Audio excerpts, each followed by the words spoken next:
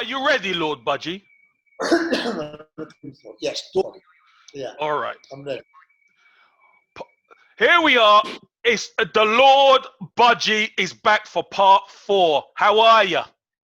What about the hair, Kev? I'm fantastic, Kevin. In good form. Don't worry about these. These are so I can't pick my nails. I pick my nails all the time, so I put these on so I can't pick them. And I'm fantastic. Budgie, you look different. You look different. What, do you think I look older or younger? Younger. What's happened? Well, April, she says that I look bloody old. She says I look like an old man with this.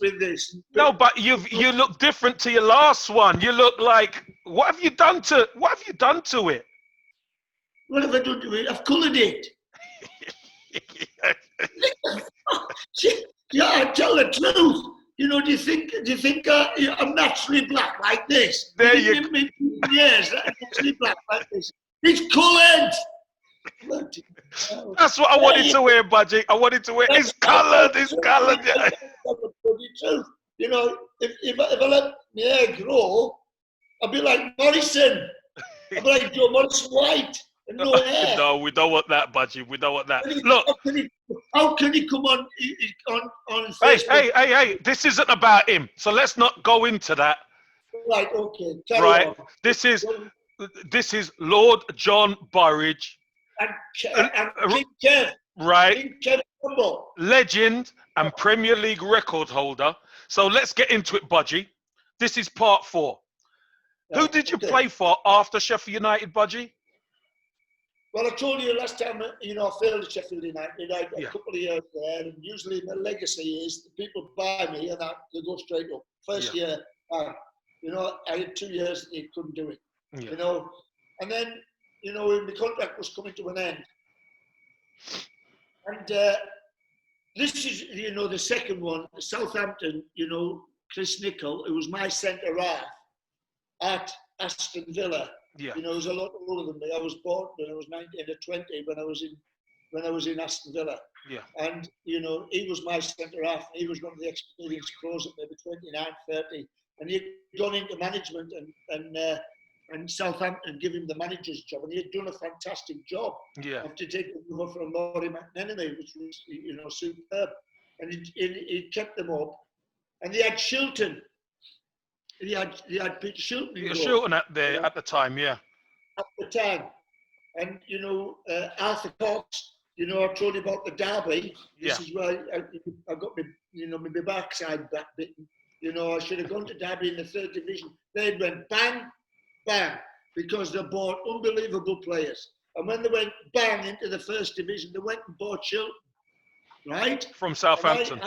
From Southampton. Yeah.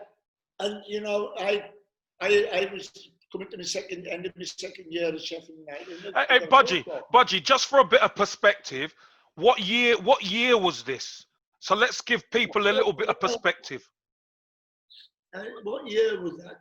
Was it the 90s? Was this the 90s now? It was. Yeah, just to turn the decade. Yeah, 80s, late 80s, early 90s, yeah? 90s, yeah.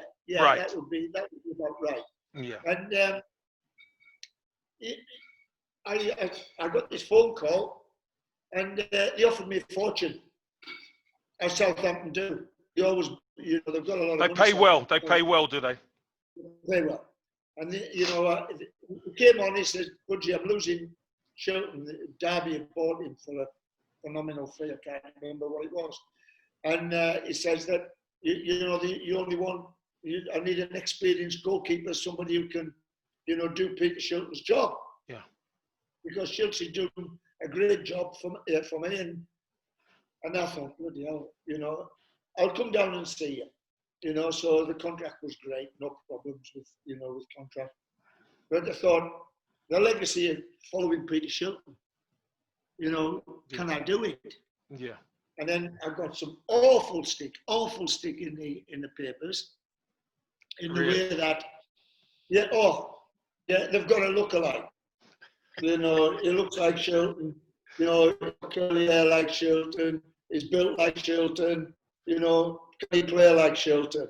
Yeah. Well, after 2 years, they didn't want me to go, you know, because I was. You performed. You performed. Yeah, you performed. Oh, did I perform when I was at Southampton?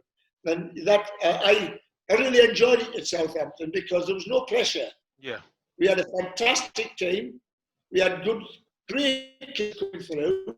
You know, from the academy. Yeah. You know, they've always had Gareth Bale. You know, the Wallace brothers. You know, we had Shearer, Letizier, Benali, Dodd. I remember I played against Madison. Played against a lot of those guys. Steve Davis was there, wasn't he? At the time, yes, you know, there was a lot of good young players. Dave Merrington was the main guy. Was the main guy. But they always had great kids, and Dave Merrington worked them hard.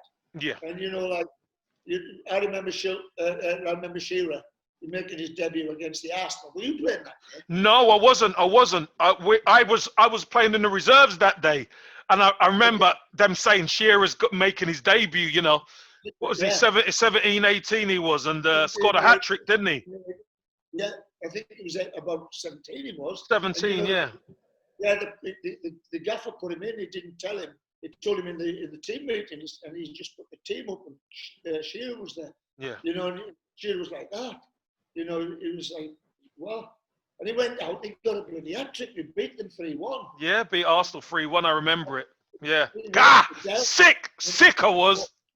Oh, bloody hell, you know, and you know what? Coming back to Dave Merrington, on the following day, the Sunday, which is usually a day off, right? Dave Merrington brought him back in on his own to clean the boots. Keep his feet on the floor. That's what they done. Unbelievable. Dave Merrington came in with Shearer on Sunday morning. Yeah. And Shearer, he just scored an hat-trick against the Arsenal. Yep. You know, and he was there cleaning boots. Yeah, that's that. Listen, Arsenal done the same thing. It wasn't a hat trick, but after the debut, I was in on the Sunday cleaning the boots with Tony Donnelly, kit man. Yeah. Now, what are they doing these days, Kev? They don't do the boots, Budgie. I know. Most of the time. Come up 16-year-old, walk out of school, son, they're a millionaire before they're 20. You know, the dad's a millionaire right now. And they don't clean boots now. This is a big wrongdoing, I think. Yes. You know, it's wrong. You know, in my opinion, you should be sweeping dressing rooms and looking after players because they'll look after you in the end of the day. So Budgie, what advice would you give? This is the second question, because we could marry it all in. What advice would you give to any of the young players today? Well, they don't, like I said, it's a totally different era. You know, it's a totally different era. I lived in that where Dave Merrington kept the feet on the floor. Big and they time. did clean dressing rooms and wash dressing. They mopped dressing rooms. They cleaned boots. They worked on the field. Anything that. But nowadays they don't. So giving a kid advice today, he don't listen. You think he's 17, 18 years old, and if he goes in and scores an hat-trick, that's it. What do you do? You know, it's a different modern world. And I'm talking about goalkeepers here. You're talking about young goalkeepers. Well, first of all, you know what I would be saying? Go on. You know, to a young goalkeeper, if he's 16 or 17 years old, I would say, Google your coach. Because you can do that now. Way back in the Shearer, my era, your era, you couldn't. You didn't know where it comes from. You could tell lies. Yeah. Right? You cannot tell lies now. You can't lie. Yeah. So when you get a goalkeeper coach, and there's a lot about them now. There's a lot of them about, and they haven't played. Yeah. And they come out and they show you, this star jump that they're doing. The coaching this, because I've seen it. I would say, get rid of him. Don't listen to him.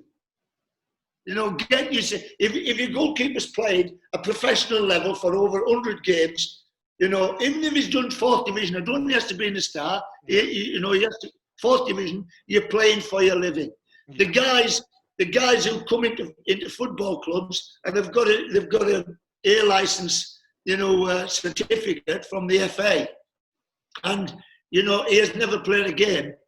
I go straight to the coach and say I don't want him, and you know, because you know I probably won't get a game. You know why?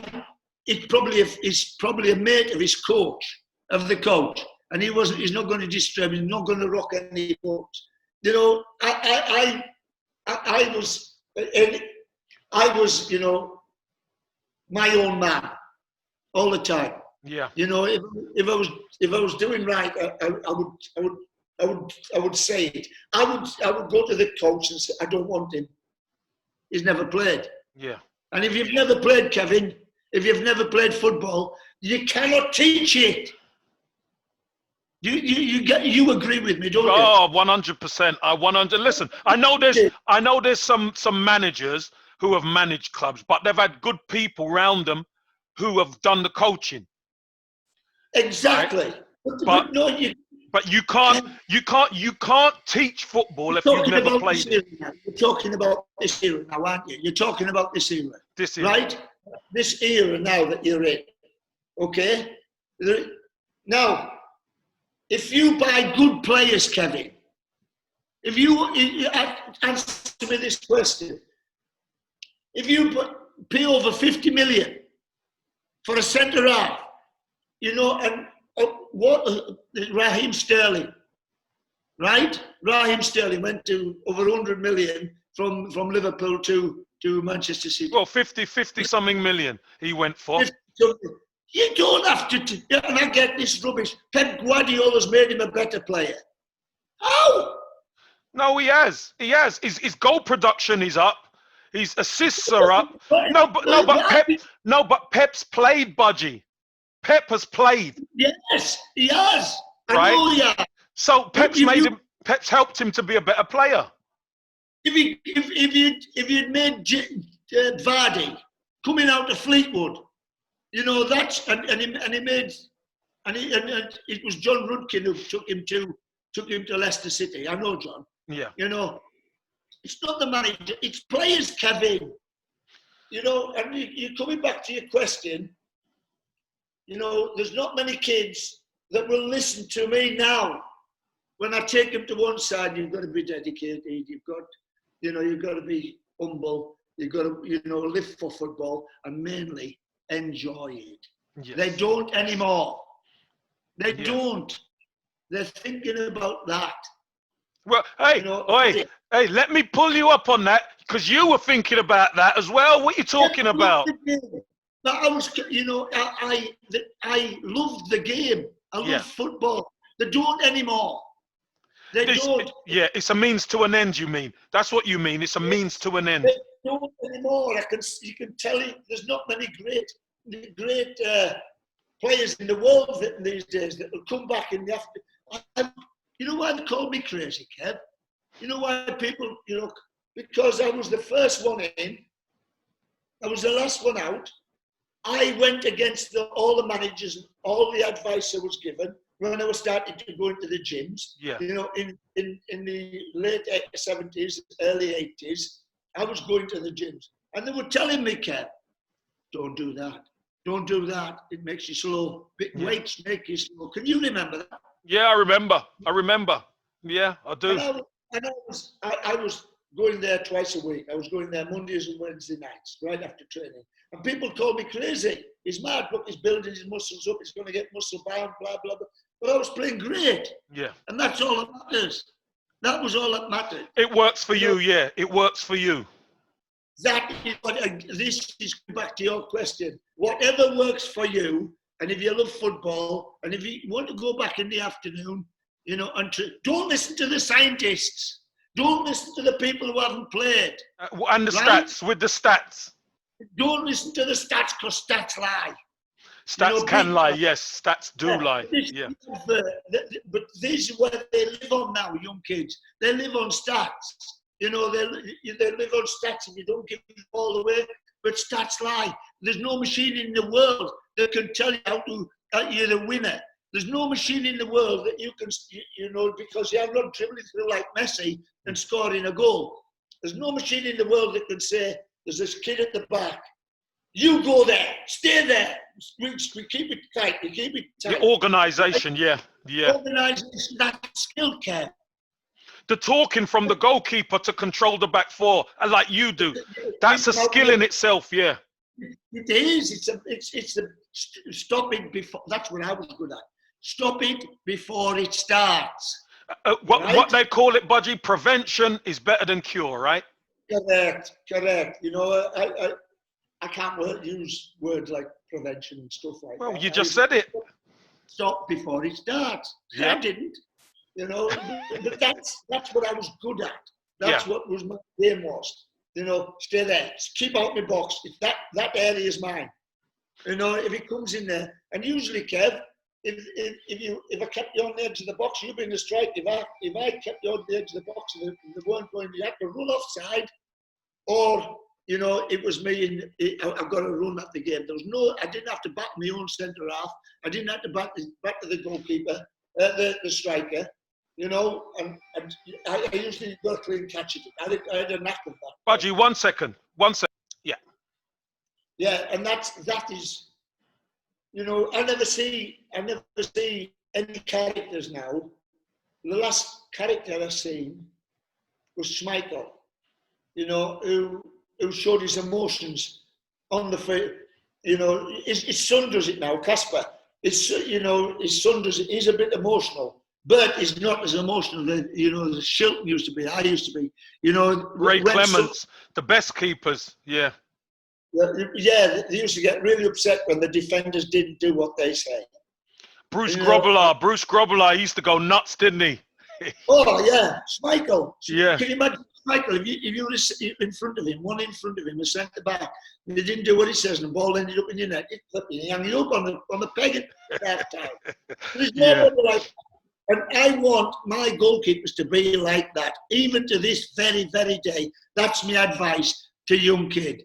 Do what you think's right, even if it's these days where, violence and, all of this rubbish in the dressing room. When you go in the dressing room and your centre half is not, or your midfield player is not doing the job, tell him. Dig him out. Tell him. Dig him out in front, and if the manager says something, you shut up as well. You've got to have a lot of guts to do that. Well, you've got to have a lot of guts to be a goalkeeper. Yeah, but I did it to George Graham. Yeah. My first 10 games or something when I was at Crystal Palace. Great player, George, when he had the ball. Lovely skill. Did he manage you, George? Yeah, manager at Arsenal, yeah. You know what he was like. You know what he was like. Yeah. Stroller, wasn't he? He was a great player when he had the ball. But there's two games of football: when you have the ball and when you haven't. That's right. George Graham was good when he didn't have to run, and when young players were running flying by him, like Brian Robson in them days, and I was shouting to him, "Stay with him, George! Stay! You've got to match him." And I told him at half time, and George is checked up. Who are you? So I'm over the table with him. Budgie, Jesus. But that used to happen in dressing rooms, Budgie. You're right. That's how it was. Your question. Yes. The advice you would give to young players: be a winner. Be a winner. Even if it costs you a broken nose at half time, even if it costs you people didn't like you, that's what you've got to be. You've got to be a winner. You're a leader. Now that's what I look for in players. Yes. And if a young goalkeeper is diving about, is making saves, and he doesn't open his mouth, I don't want to see that. I'm going to tell him, open your mouth. Yes. Open your mouth and tell them what to do. And you're the boss. You are the boss of that box. Whatever happens in that box, it's your fault. True. Even if it's a mistake. That's true. Budgie, Budgie, so That's my advice, Kevin. That's you, my well, advice. well, listen, that's fair enough. That's good advice because you know what? I think because the era's changed, the Totally changed. principles don't change. The principles of football never change. Yes, If you're going to be good, and if you're going to win, so I get correct. exactly what you're saying. But Budgie, the rules are changing. Where now, I still teach goalkeepers when the cross comes over, hit him with your knee. If it comes in from the left, jump from your right, and hit. See that? That goes into his ribs. I've had a couple of them off you already, mate. I know. Yes. If it's coming in from the right, 1, 2, 3, you jump off your left. See that one? See that one? That goes into your flipping ribs. And I love it. I love it when I hear them centre forwards. Oh, you dirty bastard. Oh, fucking hell. Yeah. That gets me at it. Yeah, you've won then, haven't you? You've won. Yeah, you've won. And you've got it. And if you don't do it, and there's not many goalies do it nowadays, Kev. And, it's again coming back to what you said. Coaches, they've never played. Because you were 6'2", flipping bully, they're going to boom. You're going to get some. You're going to get some, yeah. If the first thing that he runs into is that, and you've still got a yard, to get it right. Now they jump straight. Now they jump straight. What would you do to them now, Kev? Oh, the banjo. They're getting banjoed. They're getting banjoed, Budgie. Banjoed. They're going to get the teeth knocked out. Everything. Yeah. Seeing them on the floor in pain. Oh, the centre forward wins. The strikers win. And what does the manager say? Or they used to say. Nowadays are totally different. Because Mourinho, he hasn't played. He hasn't got a clue. What it's like. You know what Hartford would say. Mickey Hartford or Andy Gray when they were coaching. Get into him. Get stuck in. He's a coward. He's a coward. Get into him. Nowadays, because they have. Can you see Sarri doing that? Yeah. You see Mourinho with his fancy gun hair? You can't. Yeah, because you can't. they've never played. Yeah, I know, Budgie. But look, let's move on, Budgie, because this one I know a lot of people want to know. Who were the 3 top jokers, characters, nutters at clubs throughout your career? Who you could say they were mental, we had great times or whatever? Oh, this is a difficult one. When there was a guy came from Millwall to Southampton, and What's his name? Neil Ruddock. Yeah, Razor. Yeah, go on. I thought that I'm not a nutter, Ken. People say I'm not. I was just dedicated, right? The people say it in Ruddock. Some of the things he did, Like what, Budgie? Well, it said to me, he was a hard sod. He was a hard lad, and I'm gonna kick him. It's not before the game. He's playing against Osgood, or he's playing against Mickey Hartford, of Luton or somewhere like that. Somebody who's going to, and he used to be, and he would be, he built himself up. Some people are quiet. Yeah. Razor would be banging his head, and boom, and it's getting himself psyched up properly for the battle. For the battle. Yeah. And we're going down the tournament. What's his Budgie? I'm going back. And his first tackle. Some of them's a cruelty. It was really, really, really filthy. Nowadays, you could get away with it then, couldn't you? You could get away with your first one. and yeah, but we used to say that to him, make the first one a good. Yeah. And Razor always made the first one a good.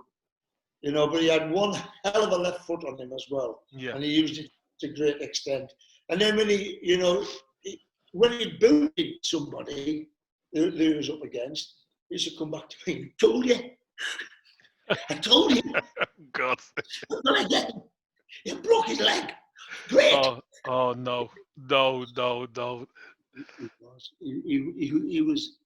And then there was Gaza at Newcastle. Well, Gaza. Well, geez. But yeah, you always have to be on your guard, don't you, Budgie? Well, he was a lovely lad. Yeah.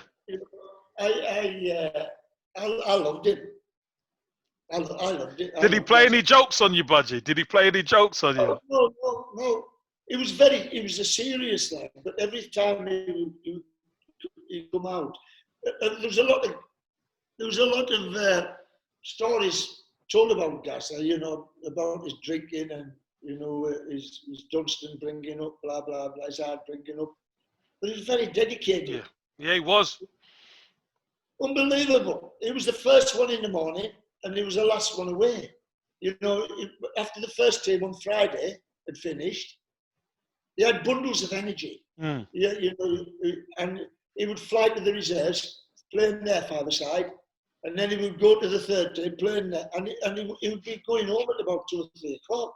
Yeah. In the afternoon on Friday afternoon, where people just did a few relax, steps, and relax, a bit, yeah. Very much to do a few set pieces, but he was always joking. He was always laughing. He always kept the dressing room alive. You know, so Neil Ruddock, you know, was an unbelievable, you know, and like Andy Gray. You know, Andy Gray was another one. Have you heard about Andy? Well, I know Andy, but tell everybody, Budgie.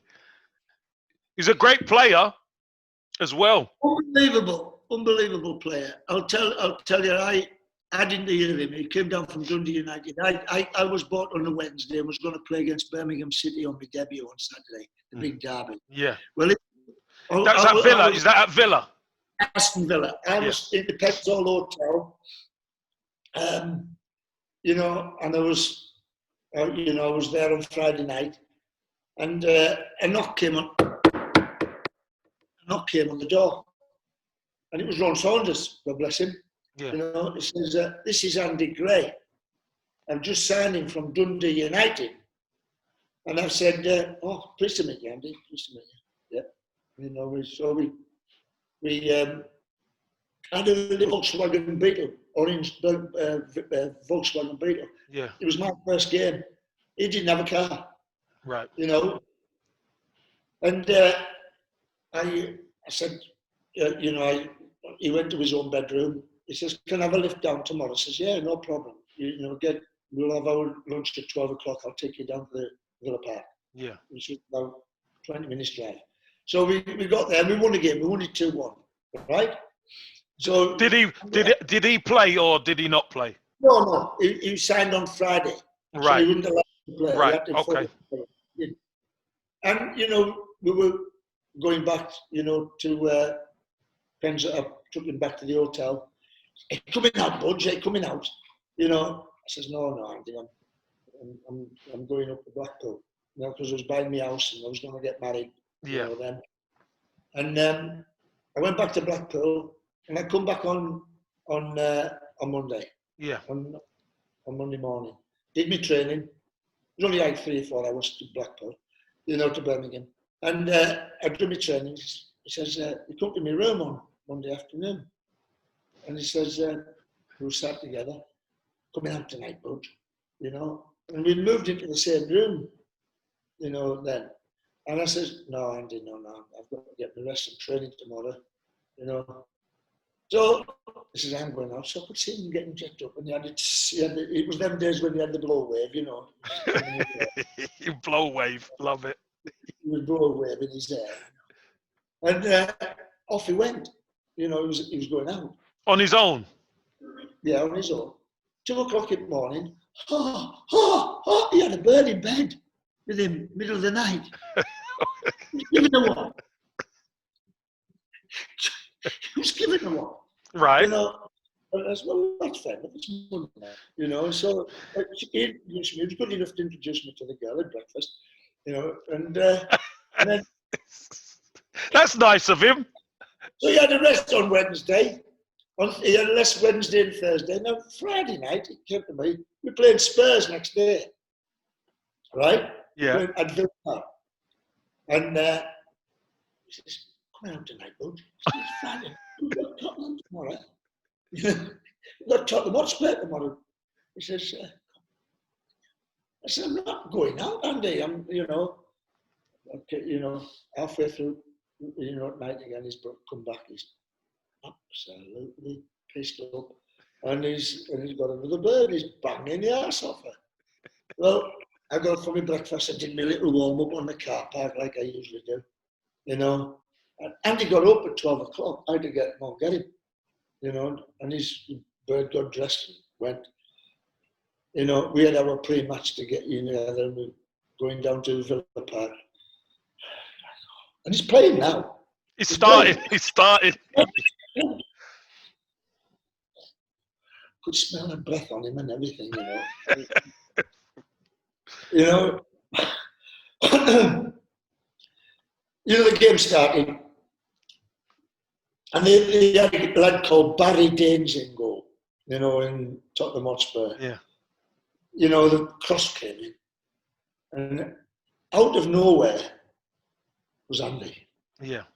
Boom! He smashed him like you've never believed it. You know, because he hadn't said a word down in the dressing room and anything. I thought, how's he going to play in this state? He'd have a boom. He must be still pissed. Another kick, Barry James bottled it. Yes. Landed, bang, you know, one. Another one, shot by Ray Graydon, came off him, Andy, 2-0 at half time. You know, and, you know, drive a ball across the field. He's coming, he's like bloody Superman. Boom, hat trick on his debut. Wow. And he was pissed the night before. Hey, you know? well, if it works for him, Budgie. Well, that's it. Hey, you know, we've got a back. Well done, Andy. Well, obviously he's sobered up now. You know, Yeah. and he got 3 goals on, you know, on his debut. And you know, I could see him. We went into, you know, the players' lounge in there, but he got a free drinks and everything like that. He's in the players' lounge now, you know, and he's got a pint and a bottle of whiskey.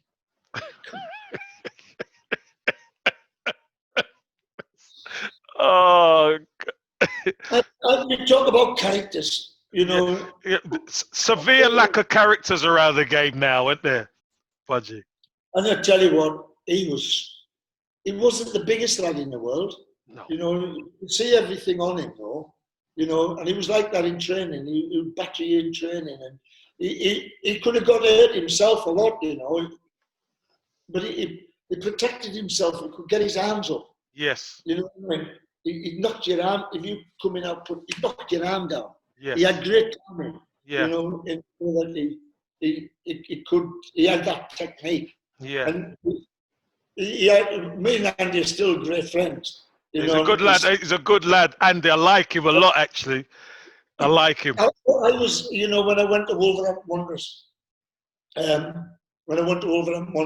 I didn't live in a hotel. I went and stayed with Andy. Yeah. You know, and I take great responsibility for him, because I used to stop him going out, because he lived on his own in the middle of nowhere. And me and him, we lived together, and says, Andy, stay here. And he started playing brilliantly at Wolves. You know, we went up, and the year that we were there, he played fantastic. Yeah. He got a fantastic move to Everton. To Everton at the time, yeah, Harry, yeah. So it's like me. It's like me. I told you about me when I came in and I had a lot of money, you know, all at once. Andy was the same. You know, You enjoyed it. He come down from Dundee United. He might have been on a small wage, and all of a sudden went to the big giant of Aston Villa. Yeah. Scored a hat-trick on his debut, and he was shagging everything. He was shagging Birmingham. You know, I'll tell the truth. Yeah. You know, and there's nothing wrong with it. He wasn't No, married. he's a single lad. Listen, he's enjoying himself. Nothing wrong Yeah, with it. there's nothing wrong with it whatsoever. I'm not knocking him, you know. But he's seen some funny credit, I'm telling you. Budgie, listen. Can you remember what are your favorite 3 saves? I know you've made 1,000 million saves, but Well, what are your that you could remember? What's your well, favourites? I tell you what, I was playing for Villa, you know, in the League Cup quarter final against Queen's Park Rangers. And it was 1-1. They had a very good team. They had Stan Bowles and Jerry Francis and Don Givens, and they had some good Phil Paxton. Good players, yeah. Good players. They had a good, good first division team. And it was 0-0, you know, with 7 minutes to go, and it was semi-final. No, quarter-final. Yeah. No, semi-final. Right. Okay. Semi. And semi-final. We drew 0-0 at Loftus Road. Right. Right. It was the second leg. It was 0-0 at Villa Park, and they get a penalty. You know, Stan Bowles brought down, and I thought, assistant referee, how long? He said 7. You know, and Don Givens. Can you remember Don Givens? Yeah, I remember Don Givens. Yeah. I thought, I've got to get that. I've got to get this. I've got to stop it. Yeah. And he's come up and hit it, you know, to me left, and I've gone and I've held it, and that ended up 0-0, right? Mm-hmm. So you might remember this game. The replay was at Highbury. Right. To go to Wembley, right? It was at Highbury, and we beat them 3-0. Brian Little scored 3 goals. Yes. No, can you remember it? I know the game. I know the game, yeah. I know the game. 3 goals, you know, against Queen's Park Rangers. Highbury sent us to Wembley, and that's the year we won the League Cup. Yes. But they don't go back, you know, to the second semi-final where, you know, Lord Budgie made that crucial save. If they'd gone in, they would have won it 1-0. Yeah, they would have won that game 1-0. So you were you made quite a few penalty saves, didn't you? So that was one. What about that one that you made? I don't even want to say too much. You tell me your other 2. Yeah, well, the one that, you know, I can't remember. There was one for Blackpool when I was 18 years old. Yeah. I put it on YouTube. You know, he smashed it. Hughes, what was his? It was Billy Hughes. Billy Hughes. Playing for Sunderland. He's come, and I'd see, you know, I'd look at his body and I thought he's going to hit it, you know, and he's hit it and he's smashed it, and it's flying. It's going a yard from the post, and I've just got that because I did a lot of weights. I got that on it. Right. Yeah, that's a good. Yeah. I got that on it. Boom! It hit the crossbar. It came down, and I've gone over top of everybody and got the rebound. So that was one of my favourite ones. But another crucial one was from Newcastle that you're going to talk about, aren't you? I think so. Yeah, I think so. Well, this is the 3rd one now. So yeah, tell me about that one, Newcastle one. The Newcastle one, you know, it was a big playoff game, you know, at Roker Park. Yeah. And I made some cracking saves. I was star man anyway. And then, you know, Max Dibson, you know, pulled, you know, Gabardini down. Yeah. You know, and bloody hell, it was, you know, I asked the copper and he says, you're in 2 minutes of injury time, you know. And were you were winning at the time, were you? No, 0-0. 0-0. 0-0. Wow. And he brought him down. The referee gave him a penalty. And, you know, he says, if this goes in, it's all over. Yeah, of course. You know, I asked the referee, he says, how long? He said, 10 seconds. Oh, God. Wow. I said, how long? He says, 10 seconds. You know? So, you know, I had seen Paul Hardiman, and you know, I used to go to games all the time, and I used to have a little book. Yeah. You know, I used to have a little book, and Take your notes. Take your notes. And yeah, I'd seen him put it in that corner, you know, side footed, you know, with his left foot into the bottom right hand corner. So, you know, I'm going right. I'm going right. So exactly as I seen it in my mind, I put my hand, I softened it. You know, I softened it. It just landed there. I just a little skip. I put my hand and I pulled it in. Next thing, bam! It smashed me in the nose. It broke my nose. Right. You know, I was, you know, claret everywhere, flying everywhere.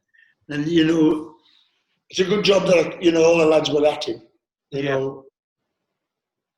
But I shouldn't have played in the replay, you know, because my head was still, you know. But you're still concussed, probably. Yeah, but Paul Hardiman, believe it or not, I lived in Durham City, you know, when I played for Newcastle. Yeah. And he used to live on the same estate as me. It's really, Budge.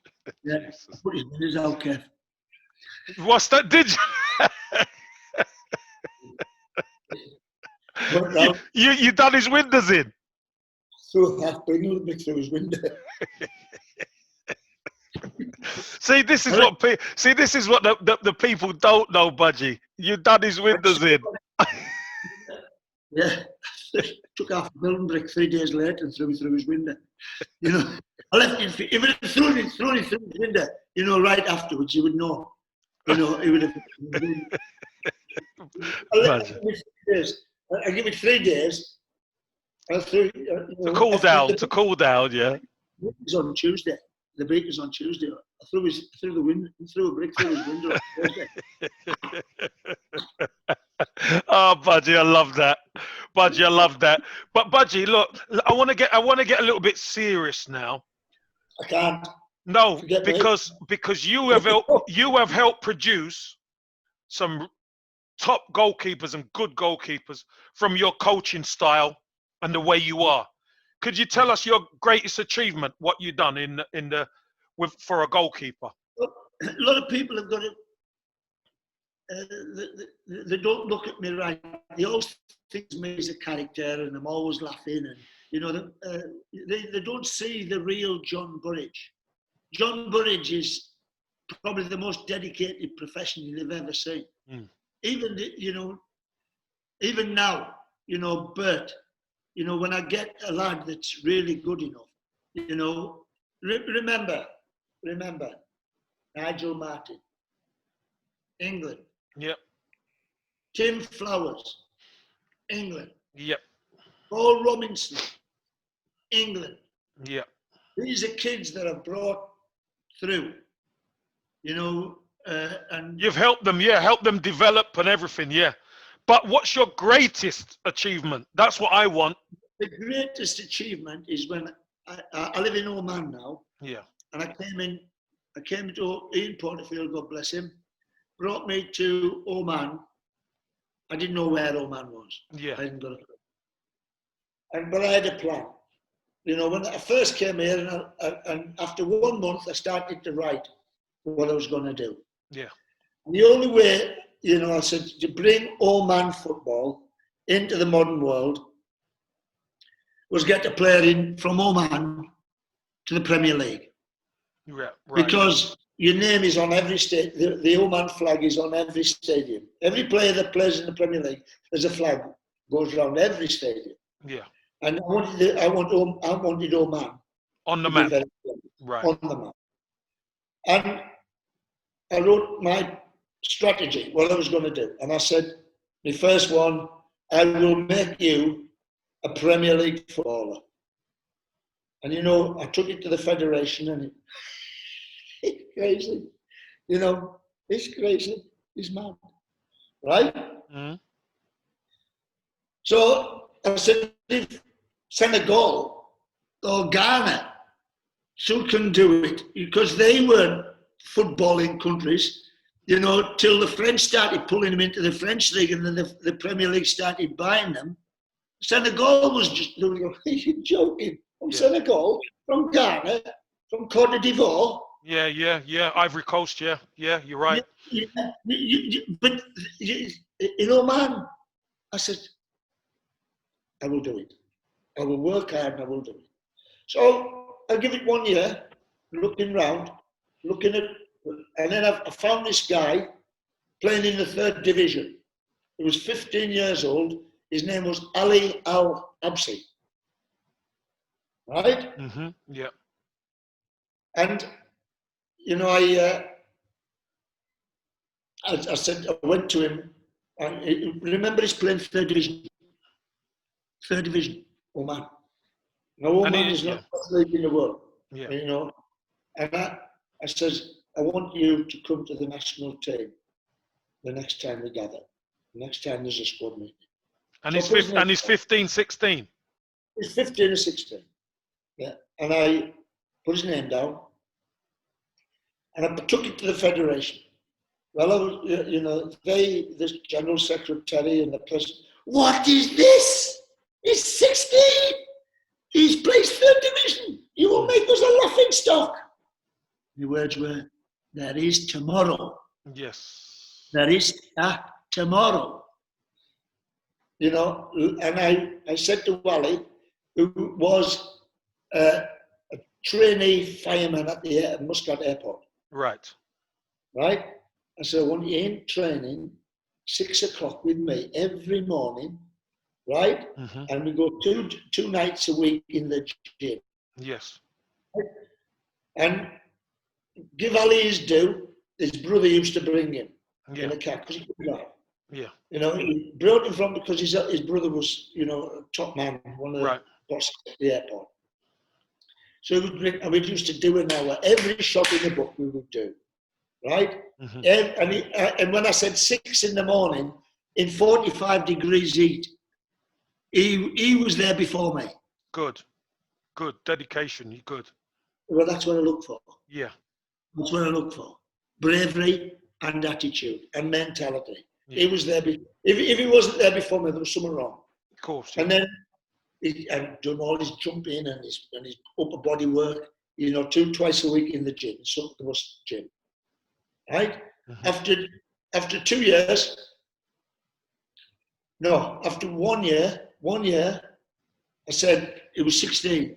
I said to him, now it's your time. I'm going to recommend you to a football club. I said, and I said, you might as well go to the top. You might as well go to Manchester United. And people don't think, you know, people said to me, and then I said, I'm going to take him to Manchester United. So I rang up Kennedy, and I spoke to the girl on the switchboard. She said, my name's John Burridge. Alex will know me as Budgie. Can I speak to him? Click. His secretary came on. She says, I says, my name's John Burridge. Alex will know me as Budgie. Can you put me through? Yeah. Put me through. And she said, give us your number. And it says 00968, the number. And she says, where's that? I says, it's Oman. She says, where's Oman? Yeah. Yeah, serious. Yeah. I says, get Alex to ring me. Just say it's Budgie, goalkeeper. Yeah. 2 hours later, you know, says, Alex, Budgie, what do you want? I says, I've got a goalie for you, Alex. He says, how old is he? I says, he's 17. I says, yeah. How big is he? He says, 6'5". And he says, he's as good as you. I says, he's better than me, Alex. Yeah. Yeah. He says, he's as crazy as you. Yeah. He says, he's more crazy than me, Alex. He says, I bet we better have a look at him then, hadn't we? You know? So I went to the federation. And I said, give me 2 tickets, you know, economy tickets to Manchester. I can stay in my house in Blackpool and I'll drive them. Yeah. You know, to Carrington every day. So were they must have been shocked, Budgie, ain't they? Well, they asked me, how do you know Alex Ferguson? Jeez. Yeah? How do you know Alex Ferguson? I said, when I was 17, 18, I was lining up for Blackpool and there was Bobby Charlton and George Best there. And they walked down the tunnel at Old Trafford. 10 years later, same tunnel. I was there and it was Brian Robson and Schmeichel and Bruce and Pallister. Yeah. You know? I said, 10 years later, you know, same tunnel. I said, if I don't beat these little buggers, I want my ass kicked. You know, Beckham, Scholes. Giggs, all them boys, yeah. All that lot. I said, that's how I know Alex Ferguson. And I didn't get any tickets. They wouldn't give me a ticket. Really? The coach, Milan Marshalla, the coach, he cannot play Premier League, he cannot. I said, he can. I pushed him. I pushed the coach because he was insulting Ali. Yeah.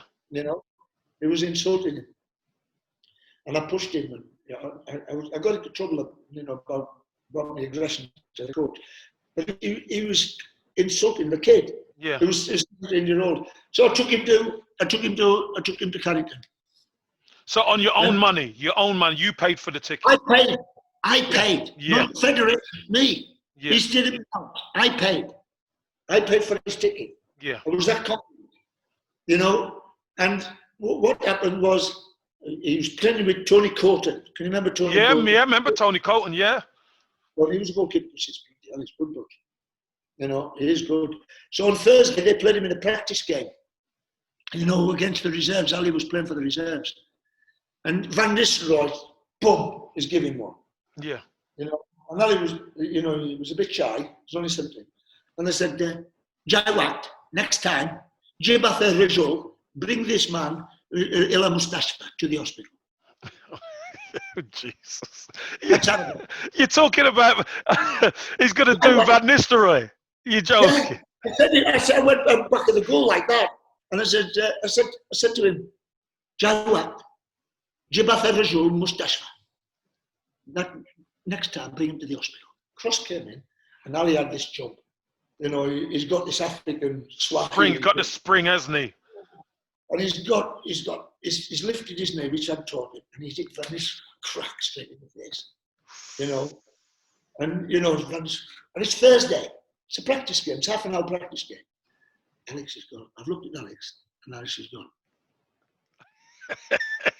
That'll do for Sir Alex, mate. He's just weak, you know. So they wanted to sign him, but he didn't have the games in the you know, you've got for the work permit. Yeah, for the work permit. Work permit. He says, I can't get a work permit, Budge. You have to play him in the first team. Yeah, of his national team, it's 75%, isn't it, or something? Yeah. 5% of every for a year. Right. You know, before you can get a work permit to England. You know, so he says, I can't get a work. I took him round to Kevin Keegan, round the corner. You know, at Manchester City. City, yeah. Exactly the same. And I said to Ali, there was a big disappointment. A lot of people would have given that, you know, would have given with that, Kev. Yeah. They would have said, no, I don't want it, right? He's passed his test at Man United. How many times have you heard it? I had trials at Manchester United. I had trials at Manchester City. Yeah. You know what I said? You know what I said, Kev? Ali, I will swim every ocean. I will climb every mountain till I get you to the Premier League because you're good enough. You're good enough, yeah. You backed him 100%.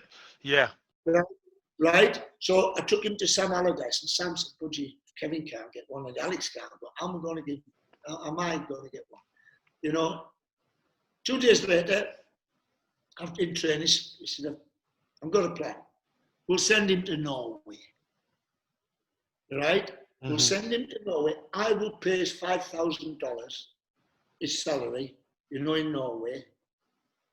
He signed for Lynn of Oslo.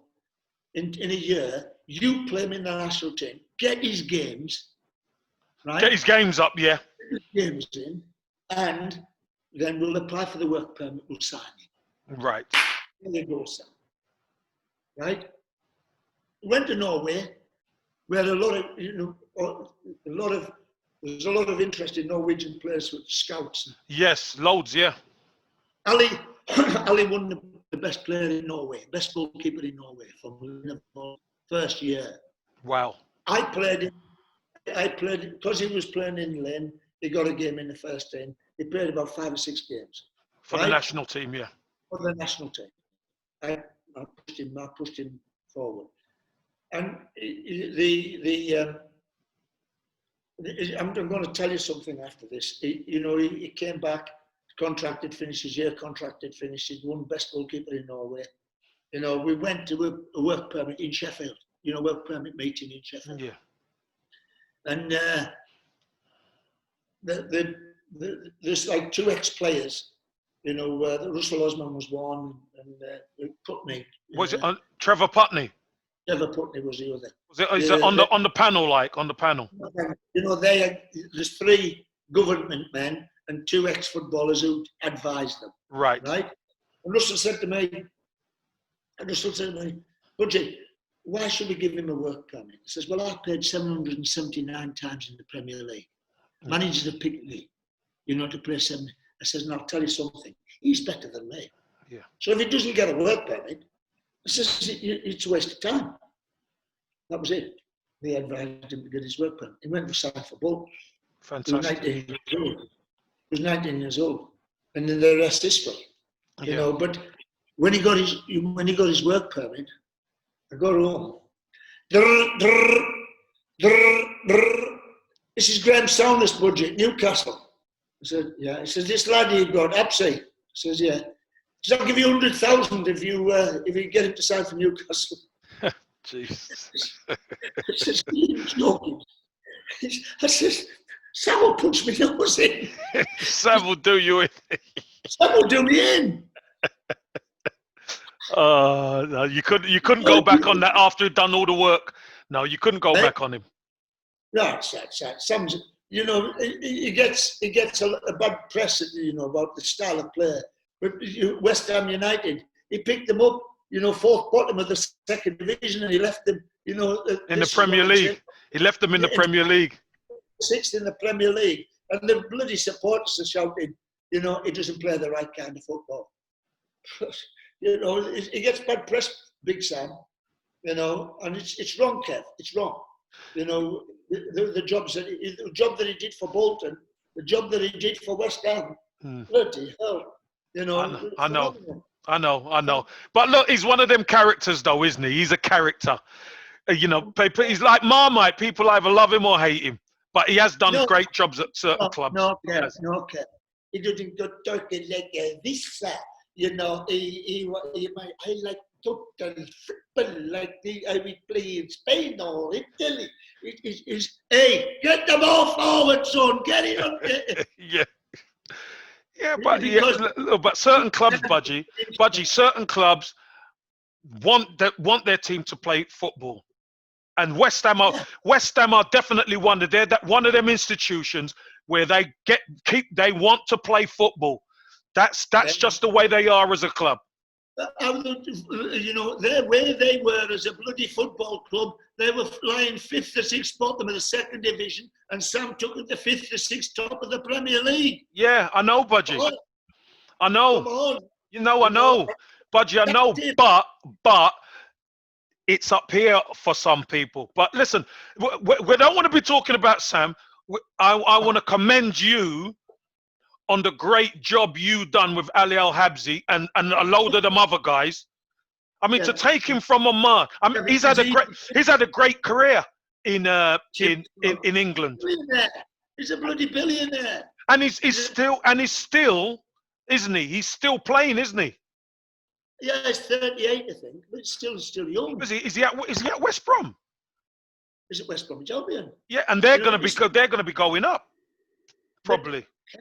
He's still young. He's 38, and for a goalkeeper, and the way he doesn't drink, he doesn't smoke, he turns his ass off. He's a family man. Yeah. He's a Muslim. He doesn't. He lives like a Muslim. Looks after himself.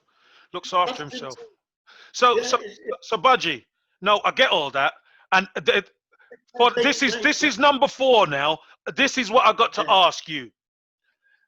What age could you have played in the Premier League? Because you got asked, didn't you? Well, you know, my wife was from Blackpool, right? And I used to go. Yeah, I used to go down to Blackpool.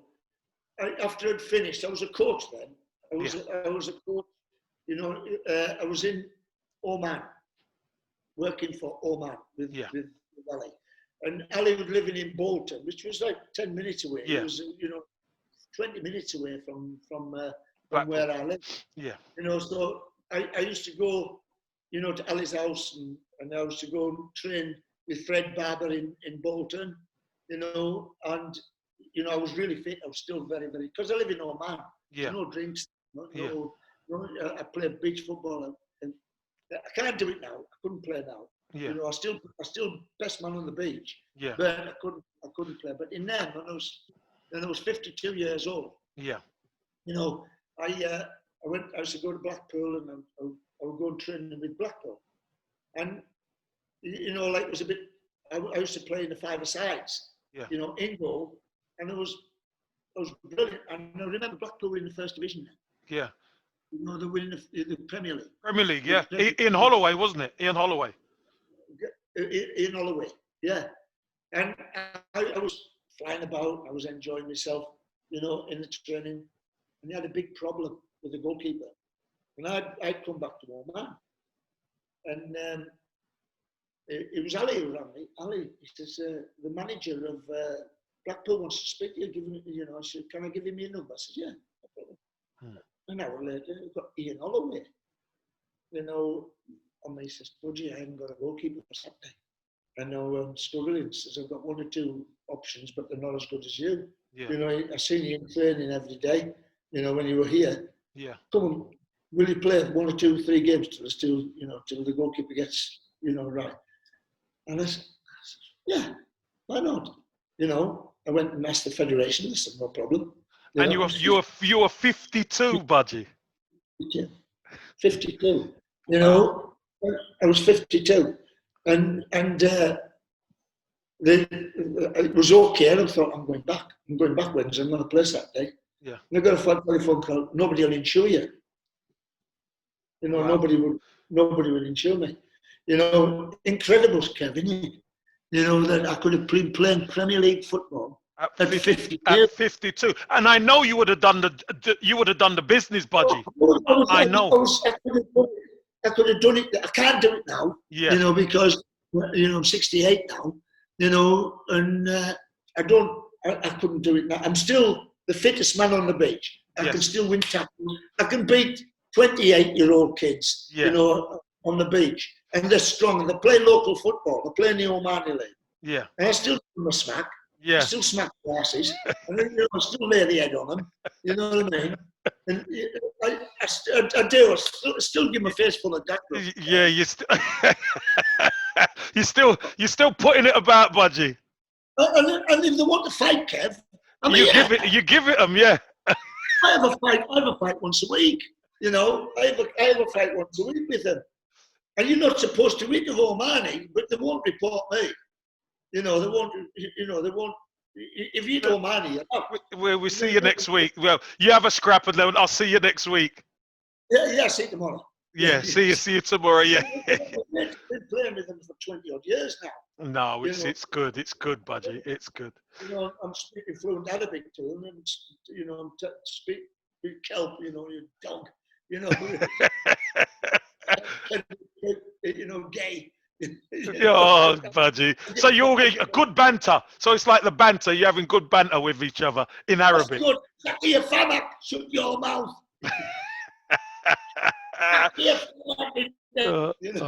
Budgie, brilliant. But Budgie, we're at the end. We're at the end already. Listen, I've got to say, Budgie, you're a unique fella. But I wanted to get that last question in because everybody knows you as a joker and you're kind of fun and crazy. But I know there's a side of you that is you're so professional and you're so dedicated to what you do. I just wanted people to understand that when you put everything into backing somebody, you do it from the heart and the head. Oh, well, but I didn't do it for I was still recording. I didn't do it for T. I didn't do it for Absent. I did it for Oman. Yes, that's right. I did it for Oman. You know, Oman should have had some great players here. Yeah. You know, they're half African, half European, strong. Yeah, physical, yeah. Physical. You know, they're quick. You know, they're a bit. I don't, you know, with this racial business, I don't like to say too much. But they've got these African bodies, and they've got these, you know, they've got this it's like Egyptians, you know, like the Egyptians, the big. Yeah, The yeah, they're big. powerful. They're They're powerful. powerful. Yeah, Yeah. You know, they're quick. They're quick. yeah. You know, and there should be another. They had the first one, and you know, once you've got one, the rest's easy. Yeah, the gates open, then the rest should come through. Yeah. They should. The old man should have been now. They should have had 5 or 6 players playing in championship, and they're good enough. You know. But I reckon they should have had a statue of Budgie. Yes. A statue of Budgie. But they sacked me.